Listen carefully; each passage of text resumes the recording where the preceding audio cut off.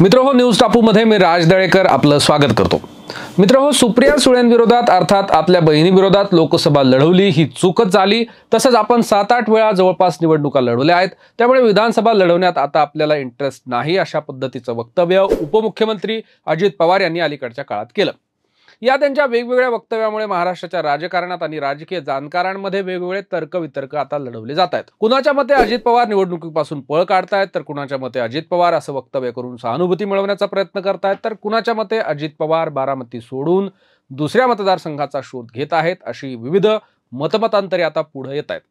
यात मात्र थोडंसं पाठीमागे जर आपण गेलं तर लोकसभा निवडणुकीपूर्वी स्वतः अजित पवारांनी शरद पवार यांच्यावर टीका केली होती आणि तेव्हा ते असं म्हणाले होते की शरद पवारांनी आता थांबलं पाहिजे, नव्या पिढीकडे नेतृत्व दिलं पाहिजे। त्यामुळे असं म्हणणारे दादा अचानक 180 अंशात कसं काय बदलले आहेत असेही प्रश्न उपस्थित होत आहेत। म्हणजे इतक्या कमी कालावधीत दादांची भूमिका कशी काय बदलली याबद्दल आश्चर्य व्यक्त केलं जात आहे। मंडळी, लोकसभा निवडणुकीला बारामती मतदारसंघामध्ये पवार कुटुंबामध्ये संघर्ष पाहायला मिळाला होता। सुप्रिया सुळे यांच्या विरोधात सुनेत्रा पवार यांना उमेदवार करण्यात आलं होतं। मात्र या प्रकरणामुळे पवार कुटुंबात त्यावेळी फूट पडली असं म्हणावं लागेल, कारण स्वतः अजित पवार यांचे बंधू श्रीनिवास पवार, पुतणे युगेंद्र पवार यांनीही अजित पवार यांच्यावर टीका करत शरद पवारांची त्यावेळी साथ दिली। त्यामुळे आता आगामी विधानसभा निवडणुकीच्या दृष्टिकोनातून बारामती विधानसभा मतदारसंघात अजित पवार जर उभे राहिले तर त्यांच्या विरोधात युगेंद्र पवार यांच्या उमेदवारीची जोरदार चर्चा शरद पवार यांच्या राष्ट्रवादीकडून होते आहे। तसंच शरद पवार यांच्या मागच्या काही काळापासून सातत्याने युगेंद्र पवार यांना बारामती मतदारसंघात आपल्या सोबत फिरवत आहेत। त्यामुळे युगेंद्र पवार हेच विधानसभेचे उमेदवार असतील अशी ही एक शक्यता यामागे व्यक्त होते आहे।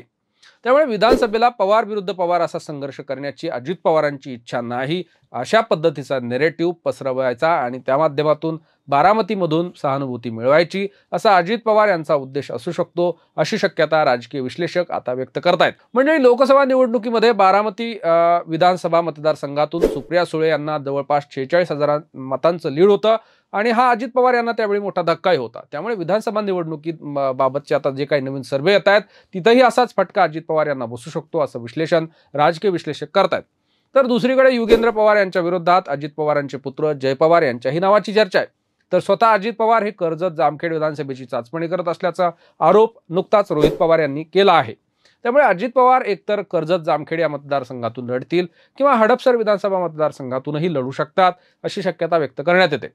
हडपसरचे विद्यमान आमदार हे राष्ट्रवादीचेच आहेत, जे आहेत चेतन तुपे। ते सध्या अजित पवार यांच्या गटातही आहेत आणि हा मतदारसंघ पुणे जवळच असल्यामुळे अजित पवार यांच्यासाठी तो सोपाही ठरण्याची शक्यता आहे। तसंच चेतन तुपे यांच्या विरोधात 2019 साली निवडणूक लढवणारे भाजपचे नेते योगेश टिळेकर हे देखील नुकतेच विधान परिषदेवर निवडून गेले। त्यामुळे महायुतीकडून इथं संघर्ष होणार नाही, ही जागा अजित पवार यांच्या राष्ट्रवादीकडेच राहण्याची शक्यता आहे। त्यामुळे यासाठीच हा मतदारसंघ बऱ्यापैकी अजित पवारांना सेफ असल्याचं बोललं जातंय। आता अजित पवार हे पराभवाच्या भीतीमुळे बारामती विधानसभेत लढणार नाहीत की पवार विरुद्ध पवार असा संघर्ष नको म्हणून लढणार नाहीत याबद्दल मोठ्या चर्चा होत आहेत।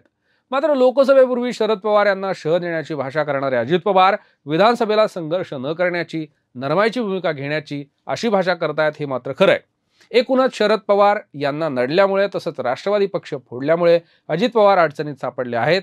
लोकसभेला याचा प्रत्यय त्यांना तर आला आहे, मात्र विधानसभेत त्याची पुनरावृत्ती नको म्हणूनच निवडणूक लढवण्यास रस नसल्याचं ते वक्तव्य करतायत। अजित पवार यांनी असं केलं आहे का किंवा ते तसं वागतायत का असेही प्रश्न उपस्थित होत आहेत।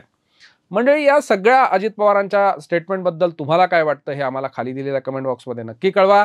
तुर्तास वेळ झाली इथेच थांबण्याची, पाहत रहा न्यूज टापू।